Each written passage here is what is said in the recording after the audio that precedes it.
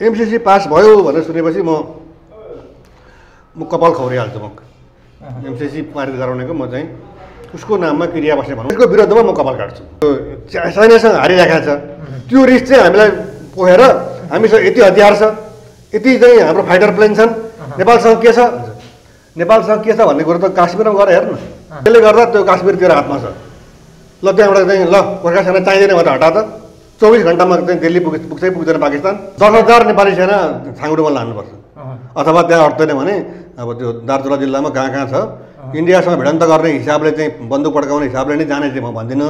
तर के भने भोलि लडाइँ हुन्छ अनि कहाँ सेना लिएर जाने, अहिले नै लगाएर राख्नु पऱ्यो।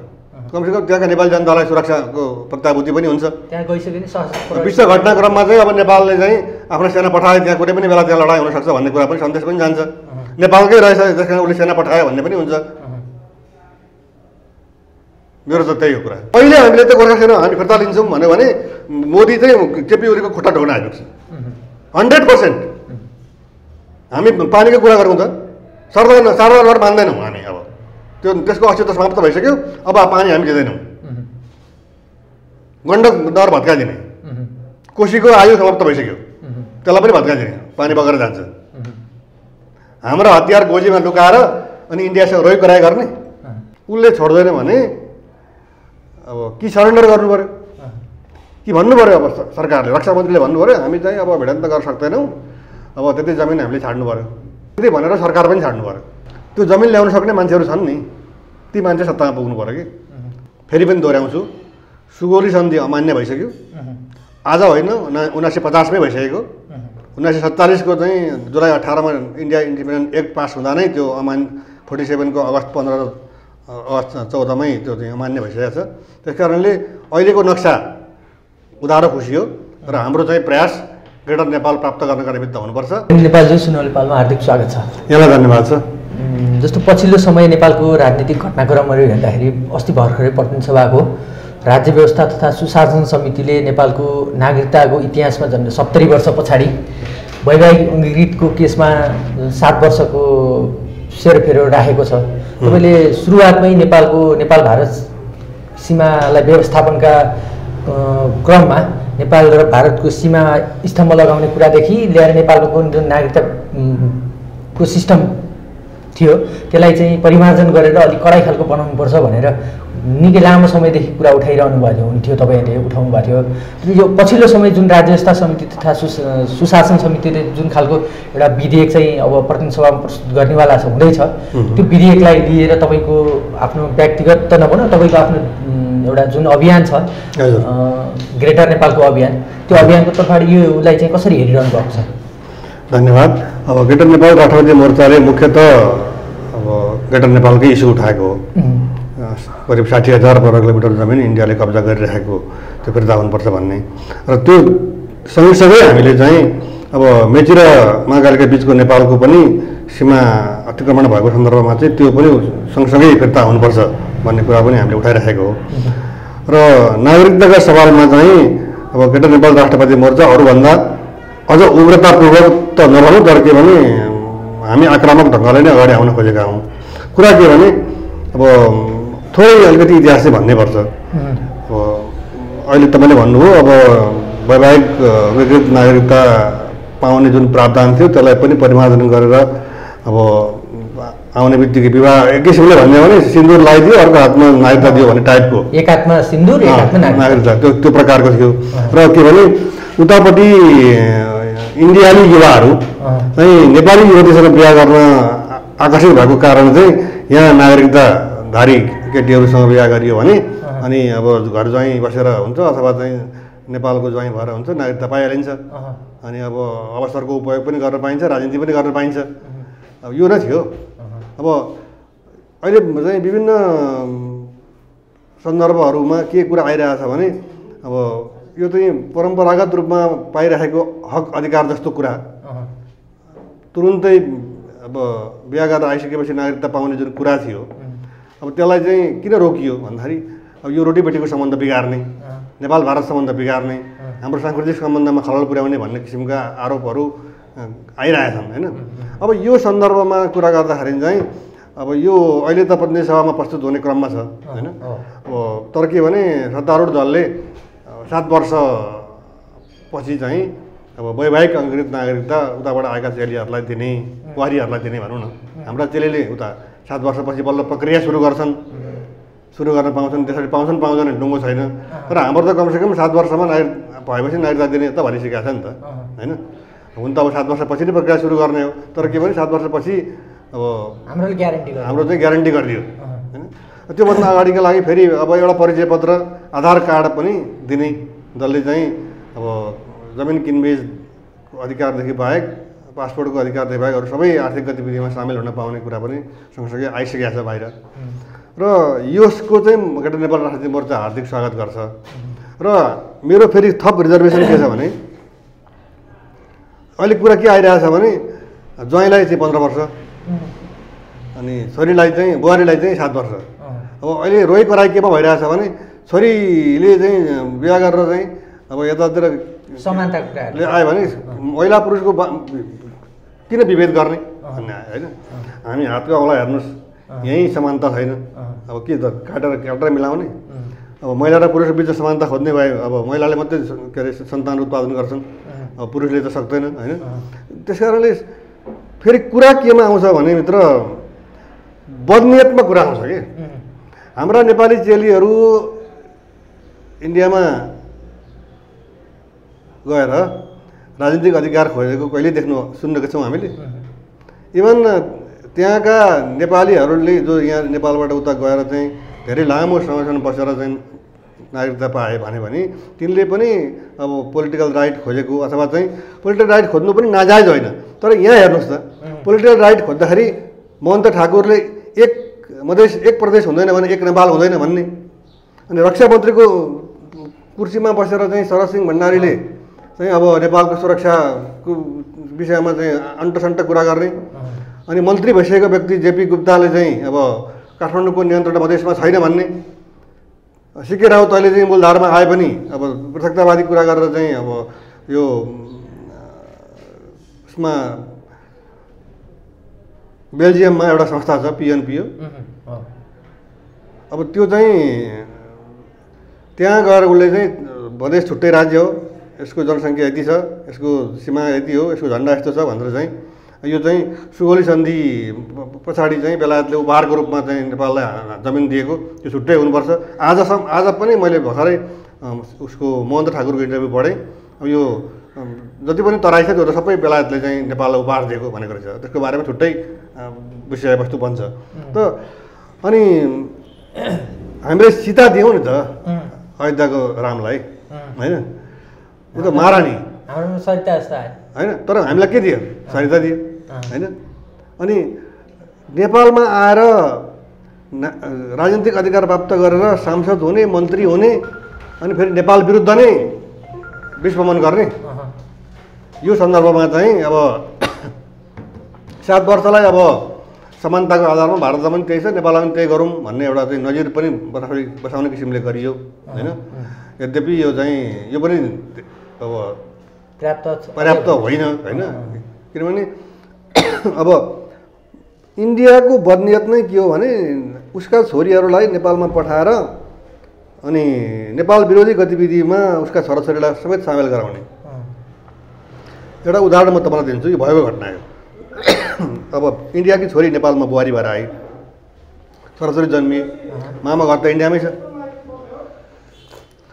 अनि जुन हाम्रा चाहिँ अब यतातिर आए अब छोराछोरी, तिनलाई अब त्यो आमाले के सिकाउँछ भन्दा उसले त 10-11 कक्षासम्म 12 कक्षासम्म त साह्रै जहाँ से अच्छा हिन्दुस्तान हमारा भनेर दिमागमा छ।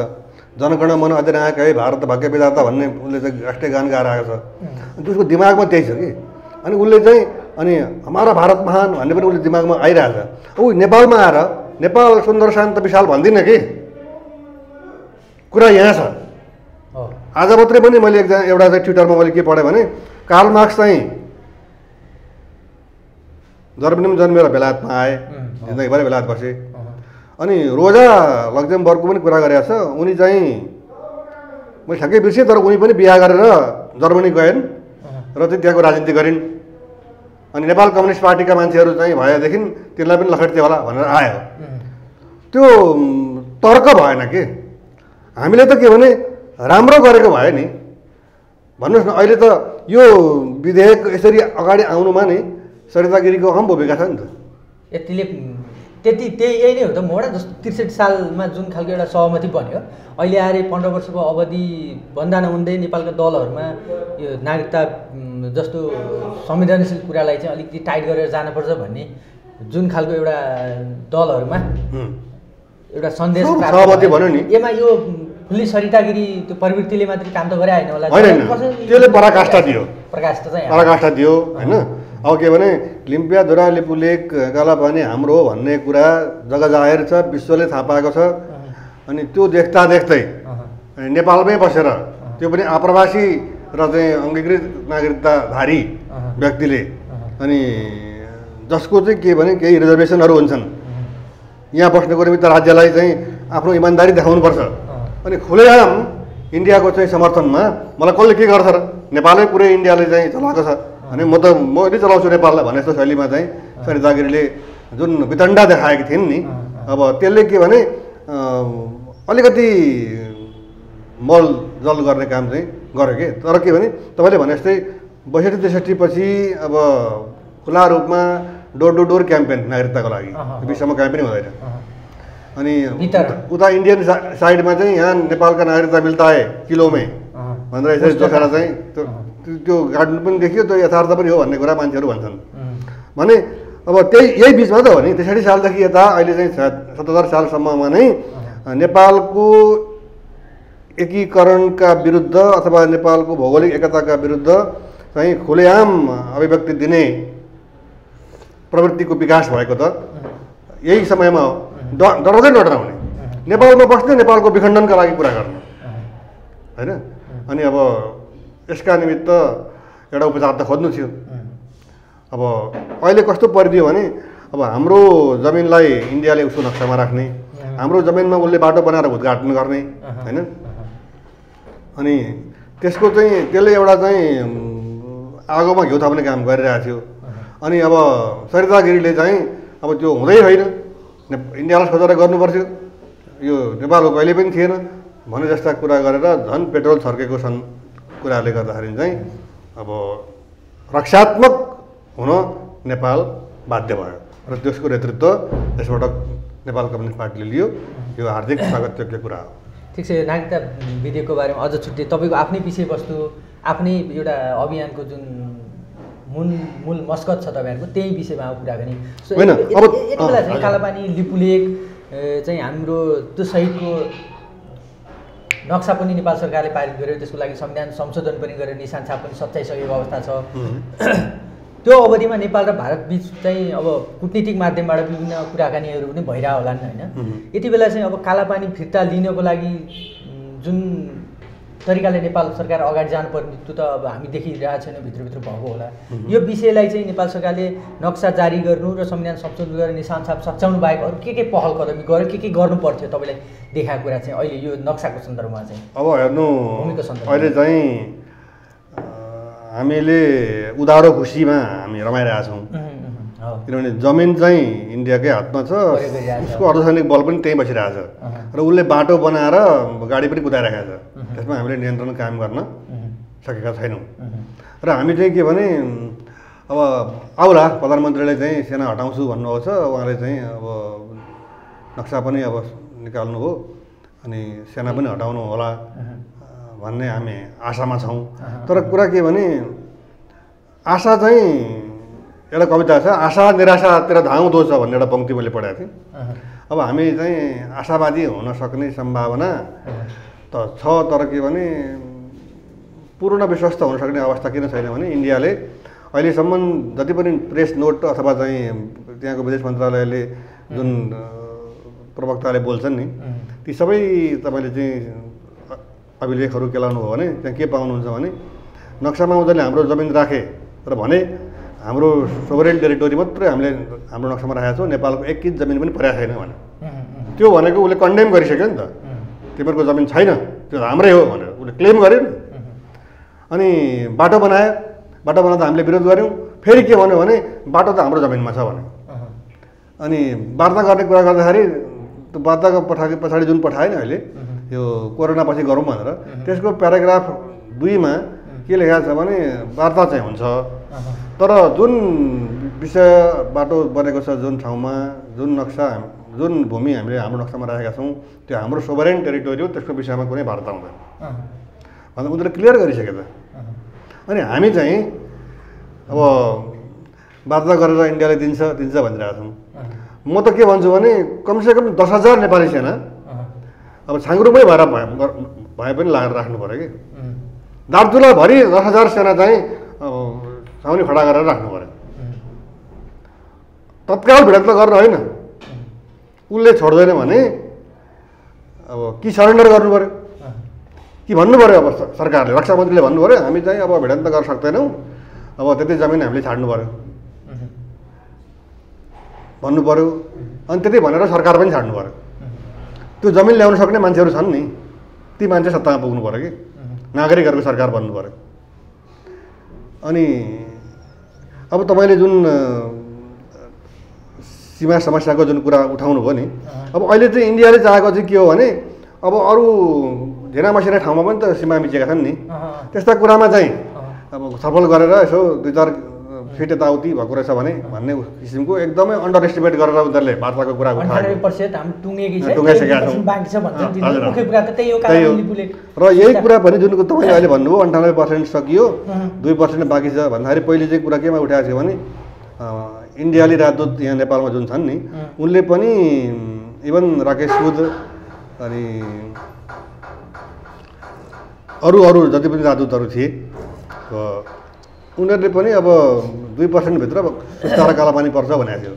कालापानीको त उनीहरूले चाहिँ अब बार्दै नगर्ने पोइन्टमा पुर्याइसके भने अब अरू झिना मसिना कुराहरूमा प्यारासन ताल पहिले हाम्रो चाहिँ हाम्रै थियो, त्यहाँको जिल्ला विकास समितिले चाहिँ माछा मार्नलाई चाहिँ ठेक्का लगाउँथ्यो। अब अहिले त्यहाँ जान पाउँदैन नेपालीहरू, त्यो समाचार तपाईँले सुन्नुभएको होला। अनि शारदा नहर जुन त्यहाँ एउटा सिँगै चाहिँ काली नदी बग्छ, त्यहाँ चाहिँ पुलमा पहिले चाहिँ वीरेन्द्र नेपालको, अहिले पछिल्लो चरणमा 47 पछि इन्डिया र नेपालको झन्डा फहराउँथ्यो बिचमा। अब अहिले करिब त्यताबाट 2 किलोमिटर जति पूर्व चाहिँ गड्डा चौकी बनमासा यतातिर चाहिँ इन्डियनहरू आइसके भने उनीहरूले जहाँ जान्छन् त्यहाँ प्रवेश पाउँछन्। अब यो त बडो विचित्रको कुरा भइरहेछ होइन। र अनि अरू 2-4 बिघा जमिनको बारेमा लालपुर्जा नेपालीको हातमा छ, जमिन इन्डियातिर परेको छ, त्यस्ता कुराहरू चाहिँ सल्टाउन सकिन्छ भन्ने आशयले चाहिँ अब 400 स्क्वायर किलोमिटर जमिन चाहिँ एकैचोटि खाने कालापानी एरियाको, प्यारासन ताल पुरै लिने, जैविक महत्त्वका कुराहरू, कृषियोग्य भूमि सुस्ताको हेर्नुहोस् 40,000 हेक्टर मध्ये अहिले 8,000 नेपालीको हातमा छ, अरू बाँकी सबै के अरे जङ्गल र अनि इन्डियाको हातमा छ। त्यसमा पनि जङ्गलतिर पनि इन्डियाकै कब्जा छ भनेपछि त उसले त सीमा समस्याको समाधान त खोजेकै छैन। जस्तो अब हाम्रो नेपालमा एउटा सेन्टिमेन्ट भनौँ अथवा हिजो विगतको केही कुराहरू हेर्दाखेरि नेपालको जहिले पनि सार्वभौम सत्तामा चिनले अलिकति रक्षा कवचको भूमिका भएर हेर्छ भन्ने जुन खालको नेपालीहरूको मानसिकता थियो। सन् 2015मा पनि यो लिपुलेक त्यो जुन नाका प्रयोग गर्ने भनेर भारत र चाइनाको जुन सहमति भयो, त्यसपछि नेपालले जुन कुटनीतिक नोट चाइना र भारत दुवैतर्फ पठायो र अहिले पनि धेरै नेपालीहरूले आश गरेका थिए, जो राजनीतिक दल आम जनताहरूमा चाइनाले चाहिँ नेपालको सोभरेन्टीमा सार्वभौम सत्तामा चाहिँ यो विषयमा के बोल्छ भन्ने जुन किसिमको चाइनाबाट जुन अपेक्षा थियो नि जुन बोल्छ भन्ने विषयमा चाइना यो विषयमा मौन रहने, चाइना पनि बिस्तारै अब हामीले सोचे जस्तो हाम्रो सार्वभौम सत्तालाई रक्षाको लागि चाहिँ चाइना पनि बोलेको त देखेन नि यही कालापानीको लिपुलेकको विषयमा पनि, किनकि चाइनालाई थाहा छ नि यो नेपालको भूमि भन्ने। 2015 को घटनापछि पनि म चाहिँ 5-7 पटक चीन पुगेँ, बेजिङ नै पुगेँ होइन। त्यहाँ चाहिँ कुटनीतिक हस्तीहरूसँग पनि भेट भयो। उहाँहरूलाई मैले के भने अब इन्डियाले त हाम्रो जमिन धेरै अतिक्रमण गरेको छ, कब्जा गरेको छ, अब 60,000 वर्ग किलोमिटर त उपनिवेशमै छ, तर के भने तपाईँहरूप्रति चाहिँ हाम्रो बढी विश्वास थियो। तपाईँहरूले पनि 2015 को मे 15मा चाहिँ इन्डियाले प्रस्तुत गरेको फेक डकुमेन्टलाई विश्वास गरेर तपाईँहरू आफैले भन्नुभएको छ कि नेपालको त त्रिदेशीय बिन्दु त लिम्पियाधुरा हो भनेर तपाईँहरूको चाहिँ कूटनीतिक व्यक्तिहरूले पनि मन्त्री स्तरका व्यक्तिहरूले पनि भनिसकेको कुरालाई बिर्सेर अनि बाटो बनाउनको लागि चाहिँ इन्डियाले भन्ने बित्तिकै मान्नुभयो। मौका पर्दाखेरि तपाईँहरूले पनि अतिक्रमण गर्नु हुँदो रहेछ। हामीले अब कसरी विश्वास गर्ने भन्दाखेरि त्यहाँ मलाई उहाँहरूले के भन्नुभएको थियो भने तपाईँहरू च्यानलबाट आउनुहोस्, परराष्ट्र मन्त्रालय मार्फत आउनुहोस् अथवा चाहिँ मेमोरेन्डम लिएर चाहिँ तपाईँ हाम्रो चाहिँ दूतावास काठमाडौँमा छ त्यसबाट आउनुहोस् भन्ने कुरा थियो। मैले आर सरकारसँग मैले कुरा गरेँ परराष्ट्र मन्त्रीसँग। अनि उहाँहरूले भन्नुभयो कि अब सुशील कोइरालाकै पालामा नोट पठाएको अब इन्डियालाई पनि चाइनालाई पनि। तर कुरा के भने भिक्टिमको हो, शिकारको भयो, कसले दुःख पायो भन्दा हामीले पाएका छौँ भने हामी एउटा पत्रचार गरेर अनि चाइनाले इन्डियाले के पनि गरेन भन्दा बसिरहने कि फलोअप गर्ने। हामीले अहिलेसम्म परराष्ट्र सचिव 2015 मे 15मा भएको विज्ञप्तिमा चाहिँ इन्डिया र चाइनाले हाम्रो जमिनबाट चाहिँ बाटो खोल्ने भन्ने कुरालाई चाहिँ हामी विरोध गर्दै अब त्यसबारे फलोअप गर्नको निम्ति उहाँ चाहिँ चाइनाको चाहिँ विदेश सचिवलाई भेट्न आफ्नो काउन्टर पार्टसँग कुरा गर्न जानु भनेर हामी सुनेका छौँ। हाम्रो परराष्ट्र मन्त्री चाहिँ खालि यही कुरा मात्रै 1 इन्च जमिन महत्त्वपूर्ण छ हेर्नुहोस्। अनि 400 स्क्वायर किलोमिटर जमिन चाहिँ कब्जामा जाने गरी अनि इन्डिया र चाइनाले बाटो हाम्रो जमिनबाट खोल्ने कुरा गर्दाखेरि सहमति गर्दाखेरि अनि हामीले चाहिँ हाम्रो चाहिँ विरोधका निमित्त हामी बेजिङ जान नसक्ने, त्यही कामका निमित्त हामी चाहिँ दिल्ली जान नसक्ने। इन्डिया र चाइना चाहिँ भेट हुँदाखेरि म्याकमोहन लाइनको कुरा उठ्ने होइन, अरुणाचल प्रदेश र तिब्बतको कुरा उठ्ने, सिक्किमको कुरा उठ्ने, अहिले चाहिँ देखिरहनु भएको छ चाहिँ लद्दाखमा के भइरहेछ होइन। अनि पाकिस्तान र इन्डियाको चाहिँ प्रधानमन्त्री भेट हो भने काश्मीरको कुरा उठिहाल्ने। अनि नेपालको प्रधानमन्त्री र इन्डियाको प्रधानमन्त्री भेट हुँदाखेरि चाहिँ केपी शर्मा ओलीले कहिले पनि मोदीसँग चाहिँ कालापानीको समस्या कहिले समाधान गर्ने भनेर चाहिँ हाँसी हाँसी कुरा गरेको सुन्नु हामीले सुनेका छौँ। तर चाइनाले पनि त्यतिको कूटनीतिक नोट नेपालले पठाइसके पछाडि जुन सम्झौता भारतसँग भएको थियो उसले भारतसँग त्यो सम्झौता क्यान्सल गर्ने एउटा चेष्टा त गर्नुपर्ने हो नि त हाम्रो अपेक्षाको कुरा गर्दाखेरि। होइन, कुरा के आएको छ भने चाइनिज पक्षले चाहिँ हामी यसमा सच्याउन तयार छौँ भन्यो भनेर आइसक्यो नि त। अनि सच्याउन तयार छौँ भनिसकेपछि नेपाल पक्ष जानु पर्दैन त्यहाँ सच्याउनुको लागि। ल यसरी सच्याइदिनु पऱ्यो, ल तपाईँको तर्फबाट हामीले चाहिँ गल्ती गरेका छौँ, हामी त्यो सम्झौताको बुँदा नम्बर 28बाट पछि हट्यौँ भन्छ नि त चाइनाले। भन्ला नि त, भन्छ नभनौँ भन्ला। तर हामी चाहिँ प्रयासै नगर्ने, हामी त कसरी बसिरहेको छौँ भने आए आउँछ नआए आउँदैन होइन। अब आए आप गए झटारो भने जस्तै अब चाहिँ एउटा नोट पठाइदिउँ अनि भइहाल्यो। यो त डराएको के भने यो इन्डियाको त्रासमा चाइनासँग पनि फलोअप मिटिङ नगरेको, अब इन्डियासँग त बोल्नै सक्दैन। अबको चाहिँ अहिलेसम्म नक्सा जारी गरेसँगै अनि निशान छाप सच्याएसँगै जति ढिला अहिलेसम्म भयो ठ्याक्कै अब भयो आजबाट नेपाल सरकारले के गर्नुपर्छ तपाईँको ग्रेटर नेपालको तर्फबाट नेपाल सरकारले ठ्याक्कै के गर्नुपर्छ? 10,000 नेपाली सेना छाङ्गुडोमा लानुपर्छ अथवा त्यहाँ अट्दैन भने अब त्यो दार्चुला जिल्लामा कहाँ छ इन्डियासँग भिडन्त गर्ने हिसाबले चाहिँ बन्दुक पड्काउने हिसाबले नै जाने चाहिँ म भन्दिनँ। तर के भने भोलि लडाइँ हुन्छ अनि कहाँ सेना लिएर जाने अहिले नै लगाएर राख्नु पऱ्यो। कमसेकम त्यहाँका नेपाली जनतालाई सुरक्षाको प्रत्याभूति पनि हुन्छ। त्यहाँ गइसक्यो नि विश्व घटनाक्रममा चाहिँ अब नेपालले चाहिँ आफ्नो सेना पठाए त्यहाँ कुनै पनि बेला त्यहाँ लडाइँ हुनसक्छ भन्ने कुरा पनि सन्देश पनि जान्छ। नेपालकै रहेछ त्यस कारण उसले सेना पठायो भन्ने पनि हुन्छ।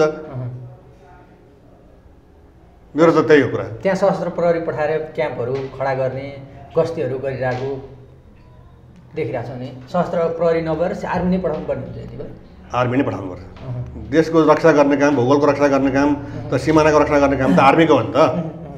आर्मीले ठेक्कापट्टा गरेर बस्ने जस्तो अस्ति भर्खरै अब सशस्त्र प्रहरी प्रमुख र नेपाल आर्मीको चिफ पनि त्यही ठाउँमा पुग्नु भयो, त्यहाँ गएर आउनुभयो। त्यसले जुन एउटा एक खालको सन्देश त विश्वमा अथवा भारतलाई पनि स्वयंलाई पनि एउटा सन्देश त प्राप्त भएको होला नि। त्यो एउटा भूमिमा नेपालको आर्मी चिफले चाहिँ त्यहाँ गएर एउटा आफ्नो अन्डरको उसलाई चाहिँ क्लास दिँदाखेरि आदेश दिँदाखेरि के सन्देश चाहिँ त्यसले खास के सन्देश प्राप्त गर्छ? होइन, सकारात्मक सन्देश त गयो।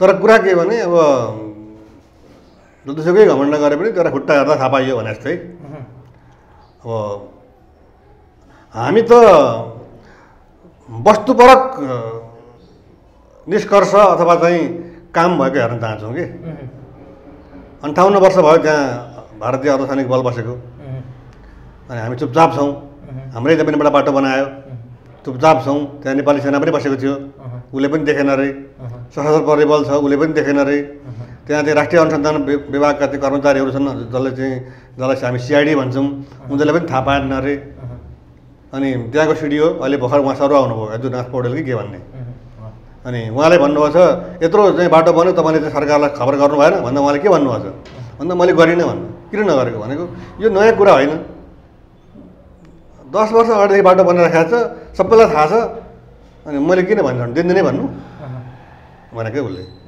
भनेपछि सरकारको चाहिँ निरीयता भन्दा पनि लम्पसारवादी प्रवृत्ति अनि राणाकालमा चाहिँ बाङ्गो रुखलाई चाहिँ यो त रुख त सोझो छ त होइन केटा हो भन्दाखेरि चाहिँ सबैले हो सरकार भनेर एउटाले चाहिँ तर मेरो चाहिँ अब गर्दन चिलाएको हो कि दशा लागेको हो यो रुख त बाङ्गै छ भन्छ अरे आँट साहस गरेर भने जस्तै अनि कोही पनि साहस नगर्ने जब अनि नेपालीमा उखान्छ नि अब कुनै के गरिसक्यो अनि दैलो देख्यो भने जस्तै अब म सरकारलाई प्रश्न गर्छु कि तपाईँ मार्फत यदि राजनाथ सिंहले भिडियो कन्फरेन्स मार्फत त्यो तिब्बतको मानसरोवर जाने बाटोसम्म पुग्ने जुन नेपाली भूमिबाट बाटो पुग्छ त्यो बाटोको उद्घाटन नगरेको भए नेपालले कहिले थाहा पाउँथ्यो अझै जान्थ्यो होला 10-12 वर्ष 15 वर्ष कुनै एउटा कालखण्डमा आउँथ्यो होला त्यो कुरा अनि सामान्य हिसाबले भने कि मैले त 5-6 वर्ष लगाएर त्यहाँ बाटो खनेको त त्यति बेला त्यो कोही पनि बोलेन त कहाँ थियो किन आफ्नो जमिन भयो किन नबोलेको भने नि यो इन्डियाको फरमा बोलेको होइन कि हाम्रो कमजोरीले हामीलाई पुर्याएको आघातका सन्दर्भमा यो पीडाको अभिव्यक्ति हो क्या मेरो अनि हामी आफ्नोलाई आफ्नो नमान्ने सो अब यो कालापानी लिपुलेकको सन्दर्भमा ल्याएर यो सामरिक महत्त्व लिपुलेकको कालापानीको कति छ भन्ने त इन्डियाले त्यो हडेपेबाट नै थाहा हुन्छ अब यसको विकल्पको रूपमा यसलाई समस्या समाधानको रूपमा कतिपय कूटनीतिज्ञ त्यो चाहे नेपाल पक्षबाट केही त सांसदले पनि बोलिसकेका छन् हामी चाहिँ प्रधानमन्त्रीजीले पनि यसलाई चाहिँ भाडाको रूपमा प्रयोग गर्न दिन सकिन्छ भनेर बोल्नु नै भयो तपाईँले पनि सुन्नुभयो होला होइन तर यो कुरालाई चाहिँ अब कालापानी समस्या समाधानको लागि नेपालका थुप्रै केही कूटनीतिज्ञहरूले पनि हामी चाहिँ कालापानीको भूभागसँग सट्टापट्टा गरेर अर्को कुनै एउटा सिलगढी करिडोर जो बङ्गलादेशसँग चाहिँ जोडिने गरेर त्यो भूभाग चाहिँ लिएर चाहिँ यो समस्यालाई समाधान गर्न सकिन्छ भनेर खालको केही सुझावहरू पनि प्राप्त भएका छन् प्रधानमन्त्रीको त्यो भाडाको अभिव्यक्ति पनि सायद त्यही हो कि भन्ने म आफूले बुझ्छु होइन प्रधानमन्त्रीको भाडामा दिन्छु भन्ने अभिव्यक्ति र कूटनीतिक व्यक्तित्वहरूले चाहिँ अब त्यहाँको जमिन चाहिँ बङ्गलादेशसँग सिमाना जोड्ने गरी चाहिँ साट्ने भन्ने जुन कुरा छ यो अन्तर्ध्वंसी विध्वंसकारी जस्तो त्यो त सुजता भुइँरालाले स्वयं राज्य व्यवस्थासँग अन्तर्राष्ट्रिय समितिमा भनिसकेका कुरा कालापानी यो एकदमै गलत कुरा हो हैन यो चाहिँ इन्डिया परस्थहरूको अभिव्यक्ति हो यो हैन त्यो सन्दर्भमा प्रधानमन्त्री केपी शर्मा ओली पनि इन्डिया परस्थ हैन अब ग्रेटर नेपालको टेरिटोरी कहाँदेखि कहाँसम्म भन्दा टिस्टादेखि 70 किलोमिटर पूर्व नगरकट भन्ने ठाउँदेखि पश्चिममा सतलज नदीसम्म यो चाहिँ यसको बारेमा बोलिरहेको व्यक्ति निरन्तर आवाज उठाइरहेको व्यक्ति भएको हुनाले यो फणीन्द्र नेपालले भनेको कुरा होइन कि मैले त अरूले भनेको कुरा भनेको अरू कसले भन्यो भन्नुहुन्छ भने 1950 को जुलाई 31 तारिखमा नेपाल र इन्डियाले एउटा सन्धि गरे 1950 को पिस एन्ड फ्रेन्डसिप ट्रिटी भनेर चाहिँ चर्चित र बदनाम दुईटै छ नि त्यसको आर्टिकल नम्बर 8 मा चाहिँ आजको मितिभन्दा पहिले नेपाल र इन्डियाको ब्रिटिसको बिचमा ब्रिटेनको बिचमा भएका जति पनि तमाम सन्धि छन् सबै रद्द हुन्छन् भनेपछि सुगोल सन्धि रद्द भयो त्यहाँ इन्डियाको सर्वाधिकार सम्पन्न राजदूतले सही गरेको छ नेपालको तर्फबाट तत्कालीन प्रधानमन्त्री र श्रीदेन महाराज समेत भएको व्यक्तिले गरेका छ मोहन शमशेरले नम्बर 1 नम्बर 2 23 साल 1950 कहाँनिर जीवित छ मलाई देखाइदिनु पर्यो कि नेपालको संसदले रेटिफिकेसन गर्नु पर्यो ल सुगौली सन्धि अब 1950 को आर्टिकल 8 रद्द गरे तापनि 1950 को अक्टोबर 30 को चाहिँ नेपाल ब्रिटेन सन्धिको आर्टिकल 8 ले रद्द गरेको भए तापनि इन्डिया इन्डिपेन्डेन्स एक्ट जुलाई 18 ले चाहिँ रद्द गरेको भए तापनि हामी चाहिँ इन्डियासँग सुगौली सन्धिलाई अनुमोदन गर्छौँ भनेर भन्नु पर्यो, भन्न सक्छ? त्यसैले कुरा के छ भनेदेखि अब यो नक्सामा हामीले राखेको जमिन पनि इन्डियाको कब्जामा रहेको सन्दर्भमा चाहिँ अब एउटा चाहिँ अब सैनिक हस्तक्षेप अथवा सेनाको उपस्थिति अनिवार्य छ। त्यो त अब समयक्रमले बताउँछ। अहिले नै सेना लगेर भिडन्त गरिहाल्ने भन्न खोजेको होइन। तर इन्डियाले वार्तालाई लम्ब्याएर अथवा लिङ्गरिङ गरेर भोलि पर्सि अनि यो लद्दाखमा चाहिँ तत्काल वार्ता गर्ने कोरोनाकै बिचमा, अनि अस्ट्रेलियासँग पनि तत्काल वार्ता गर्ने, कोरोनाले केही पनि असर गरेन। जबकि अस्ट्रेलिया पनि कोरोना छ, इन्डियामा पनि कोरोना छ, चीनमा पनि छ, इन्डियामा पनि छ, हामीमा पनि छ, इन्डियामा पनि छ। अनि हामीसँग वार्ता गर्न चाहिँ कोरोना पछाडि, अनि उनीहरूसँग वार्ता गर्न चाहिँ कोरोनाकै बिचमा। अनि ल ठिक छ, 58 वर्ष त हामी त पर्ख्यौँ नि त। 58 वर्ष पर्खेको अवस्थामा 5 महिना के भयो त? अब यो कोरोना चाहिँ अब अहिले भर्खर अब जुन छ, जुलाई, अगस्त, सेप्टेम्बर, अक्टोबर, नोभेम्बर, अब अर्को जाडो पछि आउँछ नि, गर्मी मार्च अप्रिलतिर मात्रै अब चाहिँ कोरोना साम्य होला। ल 1 वर्ष पनि अब पर्खिनलाई ठुलो कुरा भएन। तर वार्ताको ढोका बन्द छ, वार्ताको ढोका बन्द गर्ने। अनि हाम्रो संसदले चाहिँ निशान छापमा नेपालको नक्सा चाहिँ अब जुन अहिले संशोधन गरिएको छ, त्यो नयाँ होइन है, धेरैले नयाँ शब्द प्रयोग गरेका छन्। नक्सा नयाँ होइन नि, नक्सा त संशोधन हो होइन।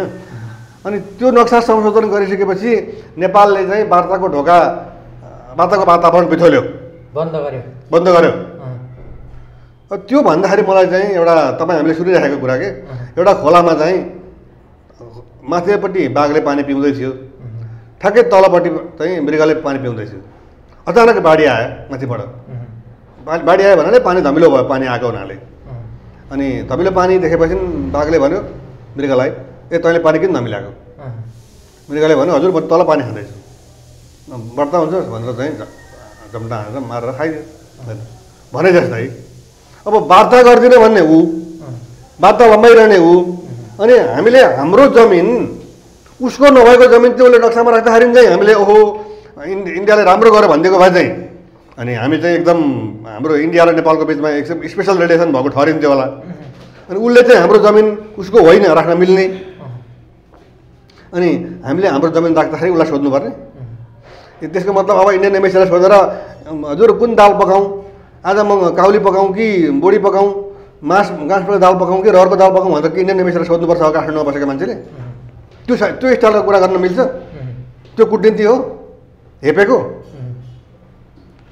अनि अब अहिले बेला बेलामा कुरा उठ्छ कि यो चाइनासँग हारिरहेको छ, त्यो रिस चाहिँ हामीलाई पोखेर हामीसँग यति हतियार छ, यति चाहिँ हाम्रो फाइटर प्लेन छन्, नेपालसँग के छ, नेपालसँग के छ भन्ने कुरो त काश्मीरमा गएर हेर्नु, त्यहाँ गोर्खा सेना छ, त्यसले गर्दा त्यो काश्मीर तेरो हातमा छ।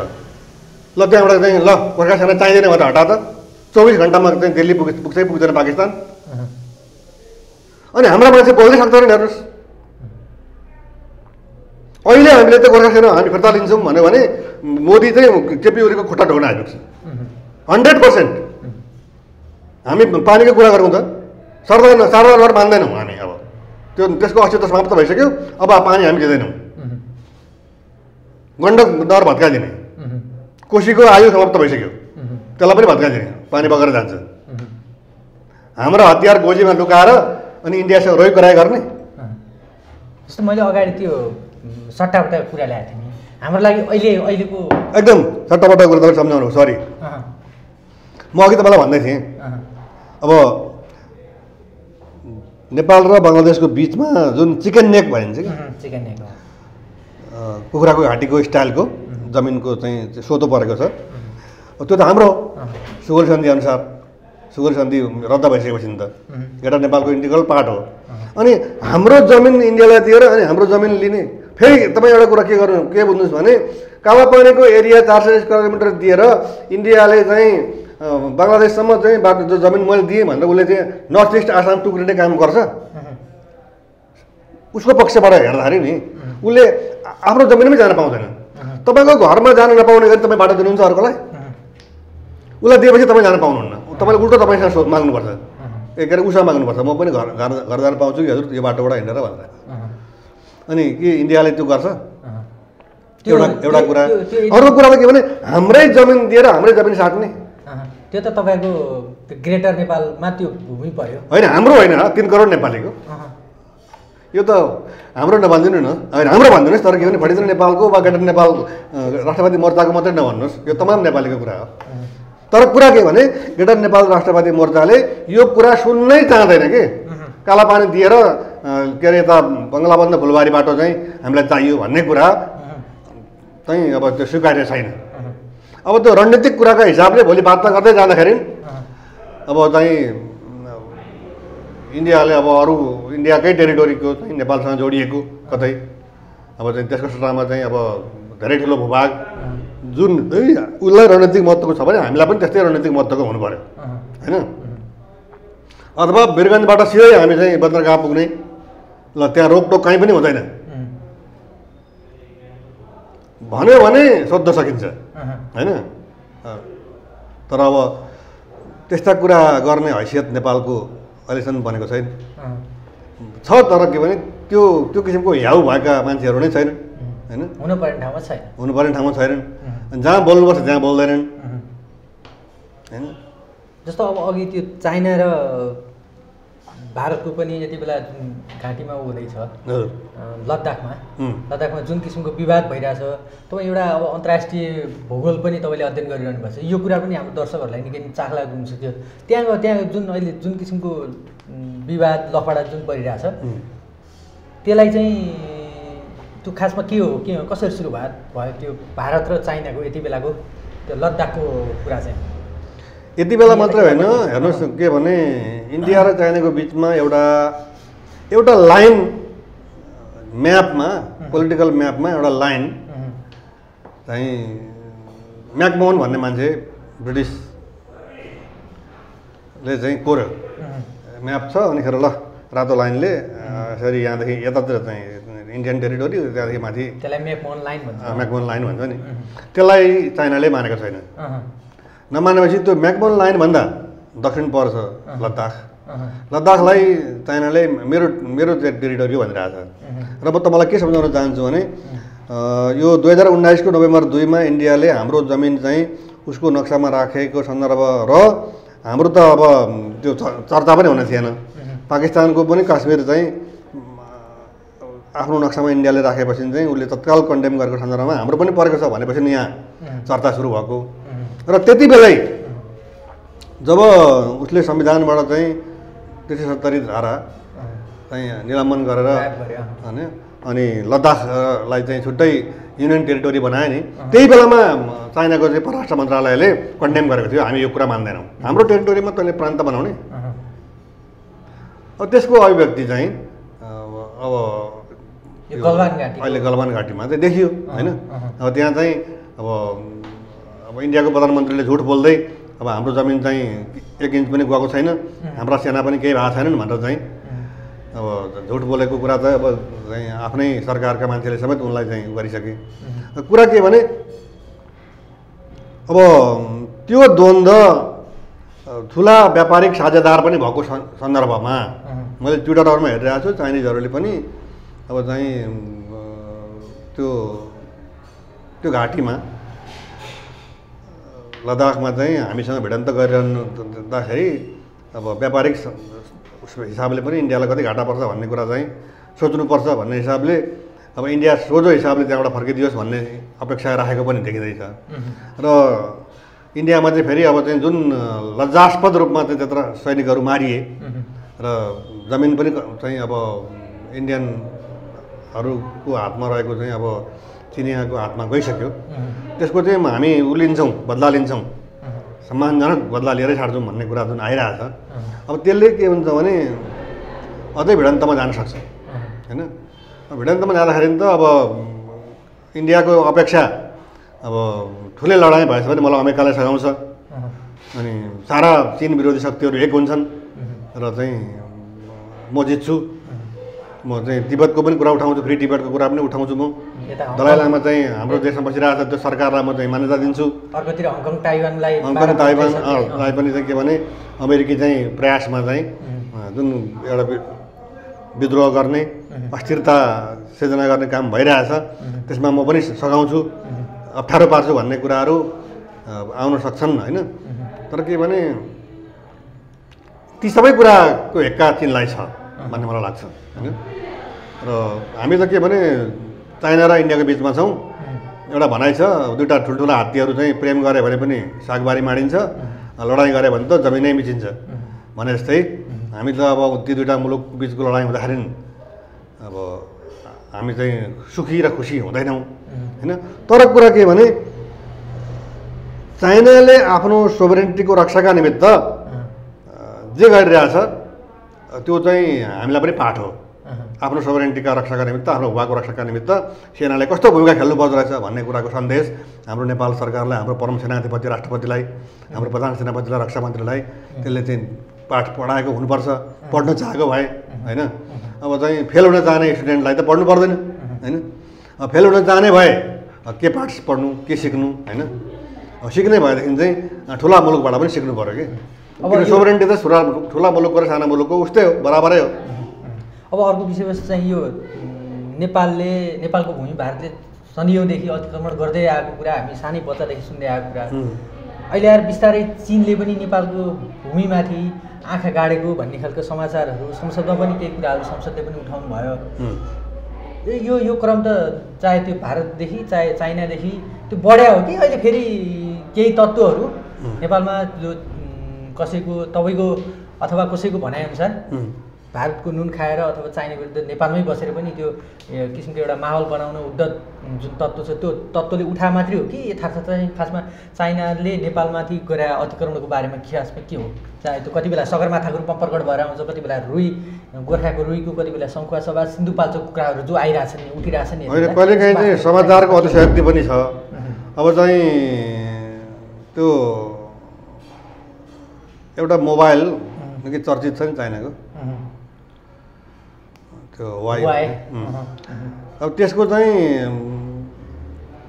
प्रचार प्रसार भन्ने कि अथवा बेस एउटा चाहिँ स्थापना गर्ने भन्ने सन्दर्भमा सगरमाथा एरियालाई नै छानेको हुँदा उत्तरपट्टि त उनीहरूकै अधिकारको कुरा हो। अब त्यसलाई लिएर चाहिँ अब सगरमाथै हाम्रो भन्यो भन्ने किसिमको न्युज पनि आइहाल्छ। अब यो न्युज कसरी आउँछ भने युट्युबहरूमा चाहिँ अब त्यो आफ्नो भ्युवर बढाउनुको निमित्त च्यानलले के पो गरेछ भनेर सबैले हेरौँ भन्ने हिसाबले पनि आइरहेछ। र अहिले चाहिँ अब अस्ति रुई गाउँ चाहिँ गोर्खाको उता पुरै अब चिनपट्टि तिब्बतपट्टि परिरहेछ, त्यो पुरै नेपाली गाउँ हो, यति घर छन् भन्ने कुरा पनि आइसक्यो। त्यसै गरी शङ्कर सभाको कुरा पनि आछ। अनि अब गोर्खाको अर्को यतापट्टि यो दोलखामा पनि एउटा कुरा आइरहेछ, लामा बगरको साइडतिर पनि होइन। अब त्यसमा चाहिँ दुईवटा कुरा छ कि, एउटा चाहिँ नियतको कुरा, चाइनाले नियत राखेर चाहिँ नेपालपट्टि अब इन्डियाले पनि कब्जा गरिरहेछ, नेपालीहरू केही पनि बोल्दैनन्, हामी पनि किन छोड्ने भन्ने हिसाबले त्यो त्यस्तो भएको छ कि, अथवा चाहिँ हाम्रै पक्षको कमजोरीले, किनभने चीन र नेपालको बिचमा त सीमाङ्कन भयो रि, सीमा सम्झौता पनि भयो रि, सीमा स्तम्भहरू गाडिसकेका छन्। अब त्यो सीमा स्तम्भलाई नै उखेलेर चाहिँ नेपालपट्टि सारेको घटना आपत्तिजनक छ भने, अब होइन के भने सीमाङ्कनका क्रममा लोभमा परेर आँखा चिम्लिएर अब गोजीमा केही चिज हालेर जमिन छाडेको अवस्था हिजो थियो र आज चाहिँ त्यो कुरालाई ल्याइएको हो भने अब त्यसको चाहिँ अब यथातथ्य छानबिन हुनु पर्यो। किनभने हिजो चाहिँ गोजीमा केही चिज लिएर त्यो जमिन छाडेको भए हामीले चाइनासँग कुरा गरेर यो चाहिँ गलत ढङ्गले यतापट्टि परेको रहेछ, हामी फिर्ता चाहन्छौँ भनेर जानु पऱ्यो। त्यसका निमित्त म आफ्नो कमजोरी के स्वीकार्छु भने मैले चाहिँ अब यो लकडाउनको कारण यातायातको सुविधा नभएको र मेरो आफ्नो कुनै निजी वाहन पनि नभएको र सार्वजनिक यातायात नचलेको हुँदा म चाहिँ नापी विभागसम्म पुग्न सकेको छैन। अब म तपाईँलाई अहिले इन्टरभ्यू दिइरहेको छु।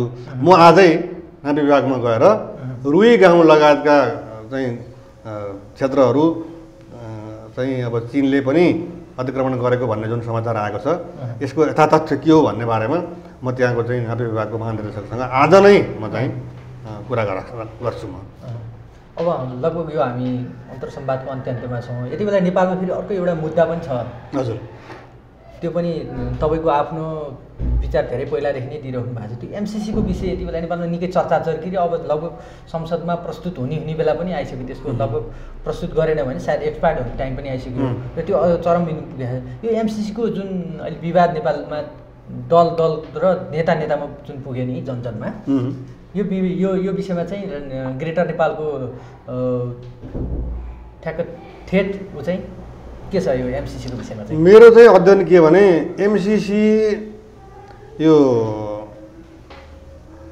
हिन्द प्रशान्त रणनीति भन्ने छ नि, इन्डो पेसिफिक स्ट्राटेजी, त्यो भनेको अमेरिकी नेतृत्वको सैनिक गठबन्धन हो। नेपालको जमिन प्रयोग गरेर चीनमा अस्थिरता फैलाउँदै के अरे तिब्बतमा अस्थिरता फैलाउँदै सकेसम्म चीनबाट चाहिँ तिब्बतलाई पृथक गरेर स्वतन्त्र बनाएर चाहिँ अनि फेरि चीन विरुद्ध आक्रमण गर्ने एउटा बृहत रणनीति अन्तर्गत त्यो आएको हो र त्यसको एउटा अङ्गको रूपमा एमसिसी हो। किनभने त्यहाँ भएका कतिपय प्रावधानहरू चाहिँ अब नेपालको संविधानसँग बाजीको खण्डमा त्यो एमसिसी नै लागू हुनेछ भनेपछि त नेपालको संविधान त कस्तो भयो होइन। फेरि कुरा के छ भने नि तपाईँको एउटा देशका निमित्त 55 अरब रुपियाँ नेपालको सोभरेन्टी भन्दा ठुलो हो। प्रश्न त्यहाँ उठ्यो कि चीनले पनि त अस्ति 60-65 अरब दिएको हो त, उसले त कुनै अब यो चाहिँ इन्डिया विरुद्ध प्रयोग गर्नुपर्ने छ, इन्डिया विरुद्धको रणनीतिमा चाहिँ हामीले भनेअनुसार जानुपर्ने छ भनेर त भनेको छैन। अनि हामीले चाहिँ उसँग पैसा लिएर अनि हाम्रो जमिन चाहिँ चीनलाई प्रयोग गर्न दिनको निमित्त 55 अरबमा हामीले चीनसँगको सम्बन्ध बिगार्ने। तर यो एमसिसीको विषयमा चाहिँ यो कुनै एउटा सैन्य गठबन्धनसँग सम्बन्धित छैन, यो बिल्कुल अनुदान हो भन्ने किसिमको तर्कहरू पनि आइरहेछन्, सरकारी तर्फबाट पनि आइरहेछ। ठ्याक्कै चाहिँ अब हो भन्ने अनि अनुदानलाई किन संसदबाट अनुमोदन गर्नुपर्ने त? त्यहाँ हाम्रो प्राकृतिक स्रोतमाथिको अधिकार चाहिँ त्यो सडक मार्ग जहाँबाट जान्छ र जहाँ चाहिँ माथि चाहिँ यो ट्रान्समिसन लाइनहरू बन्छन्, टाँगिन्छन्, त्यसको मुनिको चाहिँ अब बौद्धिक सम्पत्ति भनेको छ, त्यसभित्र खनिज पदार्थहरू केही भेटियो त भने तिनमाथिको सम्पूर्ण अधिकार चाहिँ त्यो चाहिँ अब एमसिसी अथवा अमेरिकाको हुनेछ भन्ने कुरा त प्रष्टै लेखेको छ होइन। अब यी विभिन्न सन्दर्भले चाहिँ शङ्कास्पद बनायो र मुख्य मैले देखेको त के भने संसदबाट जब अनुमोदन गर्नु आवश्यक छ भनेपछि नि अब त्यसलाई कति शक्तिशाली बनाउन खोजिएको। अनि भूकम्प पछाडि के अरे चीनले पनि र इन्डियाले पनि 1-1 अरब होइन करिब हिसाब गर्दाखेरि खरब हुने हिसाबले त्यसको त अनुमोदन गर्नु पर्यो नि संसदबाट। अब यहाँ कुरा के भने हामीले चाहिँ अमेरिकी स्वार्थ पूर्ति गर्न हाम्रो छिमेकी मुलुक चीनलाई अप्ठ्यारो पार्ने कामका निमित्त सहयोगी भूमिका खेल्नुपर्ने बाध्यता के हो क्या, यो कुरा सरकारले भन्नु पर्यो क्या हामीलाई। यहाँ त प्रधानमन्त्रीले पढ्नु भएको छैन, एमसिसी सम्झौता पढ्नु भएन, यस्तो कुनै सम्झौताहरू छैन भनेर संसदमा भन्नु होइन। उहाँले पढ्नु भएको छैन, म ठोकेर भन्छु। उहाँले एमसिसी पास गराउनु पर्छ भन्ने किचन क्याबिनेटका मानिसहरूले भनेको कुराको आधारमा अरूलाई चाहिँ तिमीले पढेका छैनौ भनेर आरोप लाउनु भयो। म ठोकुवा भन्छु 100% केपी शर्मा ओलीले एमसिसी बुदाहरू उहाँले चाहिँ बुदा होइन त्यो पूर्ण पाठ त कुरै छोडौँ यस्तो आएको छ नि त, यसको विरोधमा बोल्नेहरूले चाहिँ के भनेको छ नि त खैले आउनुहोस् त भनेर चाहिँ त्यो लिएर पनि उहाँले पढ्नु भएको छैन, त्यसै आरोप लाउनुहुन्छ उहाँ। यस्तो संवेदनशील विषयमा चाहिँ प्रधानमन्त्रीले त्यस्तो बोल्न मिल्छ त होइन? उहाँ त अब इन्डो पेसिफिक स्ट्राटेजीको अभिन्न अङ्गको एउटा महत्त्वपूर्ण व्यक्ति हो होइन, उहाँ चुकिसक्नु भएको छ। अब के भने हाम्रो परराष्ट्र मन्त्रीले त अब चाहिँ अमेरिकामै गएर चाहिँ गत पौष होइन, अनि उहाँले आफ्नो कुरा सम्झौता गरेर अब अथवा चाहिँ रणनीतिक हिसाबले हामी तयार छौँ भनेर आइसकेको सन्दर्भ छ। त्यसले गर्दाखेरि अब मैले ग्रेटर नेपालको जहाँसम्म सवाल छ हामीले यसको विरोध गरेका छौँ। म सडकमा त गएको छैन, अब यो कोरोनाको कारणले मान्छेका आफ्ना व्यक्तिगत समस्याहरू पनि हुन्छन्, स्वास्थ्यको समस्या पनि छन्। तर मैले के भनेको छु भने एमसिसी पास भयो भनेर सुनेपछि म कपाल खौरिहाल्छु। म एमसिसी पारित गराउनेको म चाहिँ उसको नाममा क्रिया बस्ने भनौँ न। अब म फेरि त्यो एक किसिमको यो वितण्डा खडा गर्ने गरी एकदम कुस जाउ समातेर फलानाको क्रिया गरेँ भन्नेतिर होइन, त्यसको विरुद्धमा म कपाल काट्छु। एमसिसी पास भयो भने पास हुँदाखेरि त्यति राष्ट्रघाती सम्झौता पास हुँदाको बखतमा त्यसपछिको हामी प्रतिक्रियात्मक गरेर त के फाइदा होला र? पास त भइहाल्यो। त्यहाँभन्दा अगाडिको केही त्यो पास हुन नदिनेलाई कुनै त्यस्तो अभियानहरू ग्रेटर नेपालको तर्फबाट अथवा अन्य धेरै दलहरू पनि सडकमा आइरहेछन्, त्यहाँभन्दा अगाडि पास हुन होइन? मैले त बारम्बार फेसबुकबाट सामाजिक सञ्जालबाट यो चाहिँ राष्ट्रघाती छ भनेर भनेको छु। यो हामीले चाहिँ चेतनामूलक ढङ्गले आफ्नो काम त गरिरहेका छौँ होइन। अब सडकमा जाने र नजाने कुरा कसैले भन्लान्, अब चाहिँ फलानु सडकमै आएन त्यस कारण एमसिसीको पक्षमा छ भन्लान्, त्यसबारेमा मलाई कुनै दोहोरो सवाल जवाफ गरिरहनु छैन। म चाहिँ यसको विरुद्धमा छु। ग्रेटर नेपाल राष्ट्रवादी मोर्चा सिङ्गो सङ्गठन यसको विरुद्धमा छ र यो चाहिँ अब पारित भयो भने त्यसको विरुद्धमा भनौँ न। अब यो चाहिँ के भने एक किसिमको अब राष्ट्रिय अखण्डता विरुद्ध भएको भनेर शोक प्रकट गर्ने शैलीको चाहिँ मेरो अभिव्यक्ति हो क्या त्यो। अब यसलाई चाहिँ तपाईँले अब त्योभन्दा अगाडि नै अब काटौँ भने त अलिक मिलेन, यसले भोलि एमसिसी पास गर्छ मैले आजै काट्दिएँ भन्दा अलिक भएन होइन। तर कुरा के भने चीनलाई विखण्डन गर्ने गरी हामी अमेरिकी गठबन्धनमा जानुपर्ने बाध्यताको स्पष्टीकरण सरकारले दिनुपर्छ। मेरो भनाइ चाहिँ यति हो। यो पास हुने सम्भावना कति देख्नुहुन्छ? सडकमा अहिले त सहज त छैन पास गर्ने सरकारलाई पनि होइन। अब सडक त अलिकति कमजोर भयो कि यो विषयमा चाहिँ सरकार अथवा पास गर्नुपर्छ भन्ने खेमा चाहिँ अहिले के लाग्छ? होइन, आइरहेछ भित्रको समाचार बाहिर। अब चाहिँ पार्टीभित्रै विभाजन छ, हुनुपर्छ र हुनु पर्दैन भन्ने। दुईवटा अध्यक्ष नै फरक उसमा आइसके, हुनुपर्छ र हुनु पर्दैन भन्नेमा दुईवटा ध्रुवमा बाँडिसके। अब केन्द्रीय समिति पार्टी सिस्टममा त केन्द्रीय समितिले चाहिँ अनुमोदन ठिक छ ल सरकारले चाहिँ पास गर्ने भनेपछि मात्रै गर्नुपर्छ भन्ने छ। यद्यपि त्यो बाध्यकारी चाहिँ होइन, फेरि सरकारले आफू खुसी गर्न सक्छ। कुरा के आइरहेछ भने ठुलो मित्र राष्ट्रसँग सम्बन्ध बिगार्ने गरी एकपटक हुन्छ भनिसकेपछि फेरि हुन्न भन्नु, यसले चाहिँ अन्तर्राष्ट्रिय जगतमा हाम्रो विश्वसनीयता घट्छ भनेर तर्क गर्नेहरू पनि अब आएका छन् होइन। तर अब के भने सम्पूर्ण रूपमा हेर्दाखेरि अब चाहिँ ठुलो मान्छेले अब चाहिँ दुधमा विष मिसाएर दियो, विष छ भन्ने थाहा छ। ठुलो मान्छेले दिएको अपमान हुँदैन, अपमान हुन्छ नि त उहाँले दिएको त। खाइदिनुहोस् भन्यो भने त गयो नि मान्छे त, मऱ्यो त होइन। अब त्यही हिसाबले मर्छु नै ठिकै छ। अब अमेरिकाको अगाडि मैले अब नेपालको तिलाञ्जली नै दिएँ भन्न खोजेको हो भने अब त्यो त हामीलाई सही छैन। त्यो त भोलि सडकमा अर्कै ढङ्गले आउँछ त्यो कुरा होइन। तर अहिले त के भने परिष्कार गरेर चाहिँ संशोधन गरेर चाहिँ अनुमोदन गर्ने भन्ने कुरा पनि आइरहेछ। त्यो अनुमोदन गर्दा संशोधन गर्दाखेरि के कुराहरूमा संशोधन हुने हो त्यो पनि संशोधन पनि बाहिर चाहिँ सबै जनताले थाहा पाउने गरी अब सार्वजनिक हुनु पर्यो। अब यो त सरकार कुन ढङ्गमा प्रस्तुत हुन्छ यसले चाहिँ निर्धारण गर्ने कुरा हो कि।